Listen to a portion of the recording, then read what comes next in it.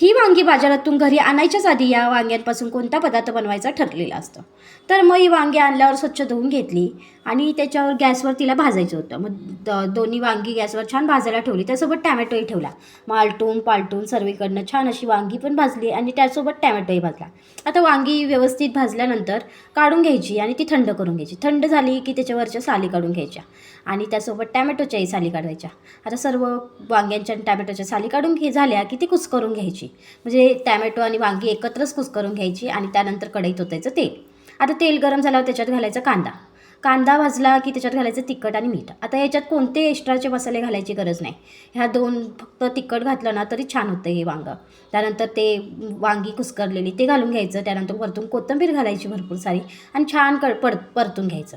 आता परतून झालं ना छान की मग आपलं वांग्याचं भरीत तयार झालं. मग लगेचच भाकरी घ्यायची गरमागरम, कांदा घ्यायचा आणि वांग्याचं भरीत खाऊन घ्यायचं. कशी वाटली ते